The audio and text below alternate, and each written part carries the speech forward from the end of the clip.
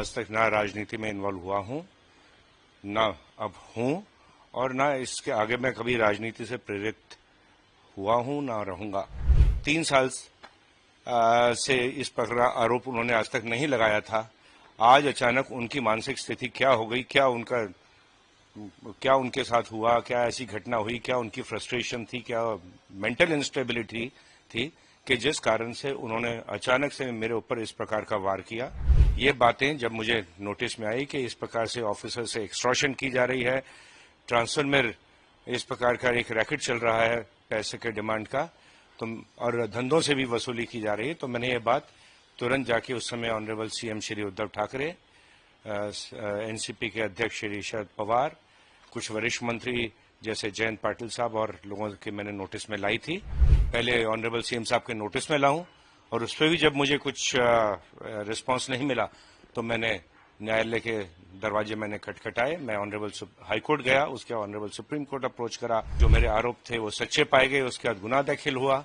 अनिल देशमुख साहब अरेस्ट हुए, सीबीआई ने अरेस्ट किया, ईडी ने अरेस्ट किया, केस चार्जशीट हुआ और अब वो ट्रायल फेस करने वाले हैं।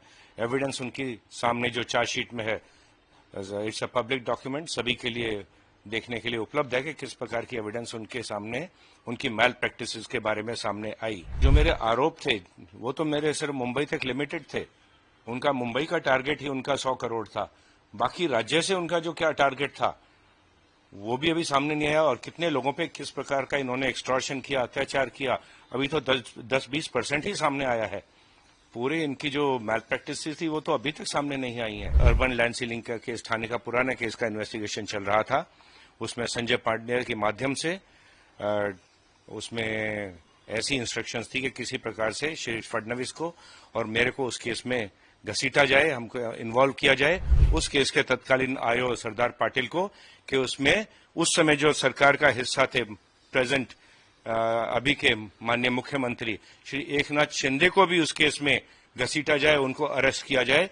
ये बात भी उस समय के आयोग के ऊपर प्रेशर लाके संजय पांडे ने की थी, और वो डायरेक्ट इंस्ट्रक्शंस ले रहा था श्री अनिल देशमुख से, श्री शरद पवार से और उस समय के मुख्यमंत्री श्री उद्धव ठाकरे से। सबसे पहले मेरी प्रतिक्रिया तो यही है कि मैं आज तक ना राजनीति में इन्वॉल्व हुआ हूं, ना अब हूं, और ना इसके आगे मैं कभी राजनीति से प्रेरित हुआ हूं, ना रहूंगा। मेरा कोई पॉलिटिकल एम्बिशन नहीं है, मेरे को किसी पॉलिटिकल पॉलिसी एफिलिएशन नहीं है। तो इस प्रकार के आरोप करना कि राजनीति से प्रेरित है, ये तो बिल्कुल मतलब मनगढ़ंत कुछ भी बात किसी पे आरोप कर देना है। दूसरा, जो अनिल देशमुख साहब ने मुझ पर आरोप लगाया, 3 साल से इस प्रकार आरोप उन्होंने आज तक नहीं लगाया था। आज अचानक उनकी मानसिक स्थिति क्या हो गई, क्या उनके साथ हुआ, क्या ऐसी घटना हुई, क्या उनकी फ्रस्ट्रेशन थी, क्या मेंटल इंस्टेबिलिटी थी कि जिस कारण से उन्होंने अचानक से मेरे ऊपर इस प्रकार का वार किया। मैं आज तक कभी प्लेटफॉर्म पे, पब्लिक प्लेटफॉर्म पे बोला नहीं था, मीडिया में नहीं बोला, सोशल मीडिया में मैंने कभी प्रतिक्रिया नहीं दी थी। जो भी इन्होंने अन्याय मेरे विरुद्ध किए, झूठे केसेस किए, जो मुझे कहना था सब कुछ मैं सुप्रीम कोर्ट में भी, ऑनरेबल सुप्रीम कोर्ट में, ऑनरेबल हाई कोर्ट में कहता रहा। मैंने कभी पब्लिक में जाकर मैंने तू मैमे में इंडल्ज नहीं हुआ, अभी भी मेरी इच्छा नहीं थी, और ना मुझे इस प्रकार का कुछ करना अच्छा लगता है। लेकिन जब उन्होंने इस प्रकार के गंभीर आरोप किए तो मुझे लगा अवश्य ही मुझे इसका जवाब देना चाहिए, मेरी जो साइड है उसे पब्लिक के सामने लाना चाहिए, और दिल की बात है जो मेरे, वो मुझे कहने का मैंने निर्णय लिया और आप सभी लोगों से शेयर किया। तो मैंने ये चिट्ठी लिखी थी अप्रैल 2021 में, जहां तक मुझे ध्यान आता है, और ये अनिल देशमुख साहब ने इस प्रकार की धीरे धीरे कोविड के बाद और कोविड के दौरान उनकी इस प्रकार की जो डिमांड्स थी, जो इस प्रकार के उनके सुपुत्र इस रैकेट में शामिल हो चुके थे, उनके एजेंट शामिल हो चुके, धीरे धीरे सुनने को आ रहा था। फिर ऑफिसर्स को बुलाकर उनसे डायरेक्ट डिमांड की गई, ऑफिसर्स ने मुझसे शेयर किया, मेरे कानों पे डायरेक्ट बात भी आ रही थी। अनिल देशमुख साहब भी बात बात में कभी बोल दिया करते थे, उनका टारगेट है बड़ा, पार्टी की तरफ से उनको डिमांड है, वो पूरी करनी पड़ती है, उनके ऊपर प्रेशर है।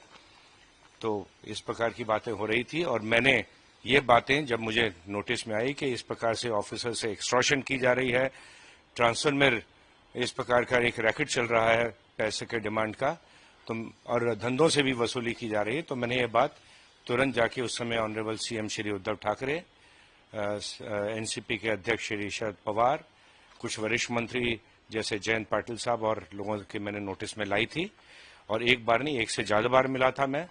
एंड वो उनके घर का रिकॉर्ड, उनके जो सिक्योरिटी जो मेंटेन करती है उसमें भी चेक किया जा सकता है कि मैं उस समय फरवरी मार्च के महीने में इन लोगों से मैं जाके अकेला जाके, ऐसा नहीं कि किसी मीटिंग के लिए बुलाया गया हो, अकेला जाके मिला और मैंने इनके नोटिस में लाया था कि किस प्रकार की मैल प्रैक्टिसेस चल रही हैं। और मेरा जो पत्र है उसमें भी मैंने लिखा है ऑनरेबल सीएम साहब को, जो अप्रैल 2021 में लेटर लिखा था कि इस प्रकार की मैल प्रैक्टिसेस मैं पहले भी आपके नोटिस में लाया था, लेकिन उसकी तरफ आपने कोई ध्यान नहीं दिया था, उस पर कोई कार्रवाई नहीं की थी। इसीलिए मुझे मेरी साइड रखने के लिए ये पत्र ऑनरेबल सीएम साहब को, जो मैंने ऑनरेबल गवर्नर साहब को भी भेजा था, बाकी लोगों को भी भेजा था, मुझे लिखना पड़ा। नहीं, बिल्कुल उनको इस कार्रवाई करने में मेरे को उनकी बातों से ऐसा लगा ये उनकी जानकारी में था और उनको कार्रवाई करने में कोई इंटरेस्ट ही नहीं था। उन्होंने इस बात को अनसुना कर दिया, तो मतलब मुझे मेरे पास क्या फिर रह गया था। उनकी मैल प्रैक्टिसेस को सामने लाने का तरीका यही था कि मैं पहले ऑनरेबल सीएम साहब के नोटिस में लाऊं, और उस पर भी जब मुझे कुछ रिस्पांस नहीं मिला तो मैंने न्यायालय के दरवाजे मैंने खटखटाए। मैं ऑनरेबल हाई कोर्ट गया, उसके ऑनरेबल सुप्रीम कोर्ट अप्रोच करा, और ऑनरेबल हाई कोर्ट ने इसमें एक पीई ऑर्डर की सीबीआई द्वारा, और उसमें जो मेरे आरोप थे वो सच्चे पाए गए। उसके बाद गुना दाखिल हुआ, अनिल देशमुख साहब अरेस्ट हुए, सीबीआई ने अरेस्ट किया, ईडी ने अरेस्ट किया, केस चार्जशीट हुआ और अब वो ट्रायल फेस करने वाले हैं। एविडेंस उनकी सामने जो चार्जशीट में है, इट्स अ पब्लिक डॉक्यूमेंट, सभी के लिए देखने के लिए उपलब्ध है कि किस प्रकार की एविडेंस उनके सामने, उनकी मैल प्रैक्टिसेस के बारे में सामने आई। लेकिन मैं कह रहा हूं कि जो मेरे आरोप थे वो तो मेरे सिर्फ मुंबई तक लिमिटेड थे। उनका मुंबई का टारगेट ही उनका 100 करोड़ था, बाकी राज्य से उनका जो क्या टारगेट था वो भी अभी सामने नहीं आया। और कितने लोगों पे किस प्रकार का इन्होंने एक्सटॉर्शन किया, अत्याचार किया, अभी तो 10-20% ही सामने आया है। पूरे इनकी जो मैल प्रैक्टिस थी वो तो अभी तक सामने नहीं आई है, मुझे लगता है। लेकिन अब थोड़े ऑफिसर्स जो सफर हुए, जिनसे बहुत से लोगों से पैसा भी लिया गया फिर भी काम नहीं किया गया, वो बोलने लगे हैं। और अच्छी बात है, अगर इस प्रकार के लोग और भी सामने आएंगे तो पिक्चर अवश्य सामने आ जाएगी, पूरी पिक्चर क्या थी। देखिए, उनको कोर्ट ने एक्सोनरेट नहीं किया है, उनका ट्रायल पेंडिंग है। मैं ऑनरेबल कोर्ट में क्या प्रोसीडिंग होती है उसके बारे में कमेंट करना उचित नहीं होगा, लेकिन उनको कोई अभी डिस्चार्ज नहीं मिला है, सिर्फ इतना कहना चाहूंगा। और चांदीवाल कमीशन उनकी सरकार थी, जब ये चांदीवाल कमीशन की रिपोर्ट सबमिट हुई थी, उनके नोटिस में होगा, उनको मालूम होगा क्या है। लेकिन जहां तक मेरी जानकारी है, जो मैंने प्रेस में पढ़ा, चांदीवाल कमीशन ने मेरे ऊपर मेरे जो चार्जेस हैं उनमें सच्चाई पाई, और आई थिंक उन्होंने मेरे बारे में कोई भी एडवर्स ऑब्जर्वेशन इस रिपोर्ट में नहीं दी है, जहां तक मेरी जानकारी प्रेस रिपोर्ट से जाती है। लेकिन अगर देशमुख साहब की जानकारी में है, उनकी सरकार को सबमिट हुई थी, अगर कुछ उनकी जानकारी में है तो आए, पब्लिक डोमेन में लेकर आए, मुझे उसमें कोई आपत्ति नहीं है। मैंने मेरी लेटर में अवश्य लिखा था किस प्रकार से पुलिस एजेंसी का दुरुपयोग किया जा रहा था। उसके बाद मैंने बहुत सी चीजें थी जो उस लेटर में नहीं लिखी थी, लेकिन मैंने शेयर करना चाहूंगा कि किस प्रकार से मुझको प्रेशराइज करके कोशिश की गई थी कि इनके जो पॉलिटिकल विरोधी हैं, राजनीतिक जो विरोधी हैं, जैसे कि उस समय के तत्कालीन लीडर ऑफ अपोजिशन थे श्री देवेंद्र फडणवीस, उनको और मेरे को एक यूएलसी का केस, अर्बन लैंड सीलिंग का केस, थाने का पुराना केस का इन्वेस्टिगेशन चल रहा था। उसमें संजय पांडे के माध्यम से उसमें ऐसी इंस्ट्रक्शंस थी कि किसी प्रकार से श्री फडणवीस को और मेरे को उस केस में घसीटा जाए, हमको इन्वॉल्व किया जाए। और इतना ही नहीं, एक जो और बात बताना चाहूंगा, उस केस में ऐसी भी इंस्ट्रक्शन दी थी संजय पांडे ने उस केस के तत्कालीन आईओ सरदार पाटिल को कि उसमें उस समय जो सरकार का हिस्सा थे, प्रेजेंट अभी के माननीय मुख्यमंत्री श्री एकनाथ शिंदे को भी उस केस में घसीटा जाए, उनको अरेस्ट किया जाए। ये बात भी उस समय के आयोग के ऊपर प्रेशर लाके संजय पांडे ने की थी, और वो डायरेक्ट इंस्ट्रक्शंस ले रहा था श्री अनिल देशमुख से, श्री शरद पवार से और उस समय के मुख्यमंत्री श्री उद्धव ठाकरे से। पूरा विश्वास मैं कर सकता हूं। मेरे पास इसके बारे में सिर्फ जानकारी नहीं, मेरे पास एविडेंस भी है, मेरे पास वीडियो एविडेंस है, और उचित समय आएगा तो मैं अवश्य ही इस प्रकार की जो एविडेंस है मैं पब्लिक डोमेन में शेयर करूंगा। तत्कालीन मंत्री के खिलाफ खुद दूसरे मंत्री और उनकी पार्टी के सहयोगी लोग उनके खिलाफ साजिश कर रहे थे, ये बहुत सीरियस आरोप, और आज वो व्यक्ति मुख्यमंत्री हैं प्रदेश के, तो आप जो आरोप लगा रहे हैं इसकी गहनता आप समझते होंगे। मैं बिल्कुल इसकी गहनता समझता हूं और बिल्कुल सोच समझकर आरोप लगा रहा हूं, और मैं कह रहा हूं मेरे पास इसके बारे में एविडेंस है, तभी इस प्रकार का आरोप मैं कर रहा हूं।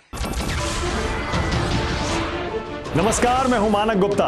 अगर आपको हमारा ये वीडियो पसंद आया हो तो इसे लाइक और शेयर जरूर करें, और हां, हमें सब्सक्राइब और फॉलो करना ना भूलें ताकि आप देश और दुनिया की कोई खबर मिस ना करें। तो जुड़े रहिए हमारे साथ और देखते रहिए News 24।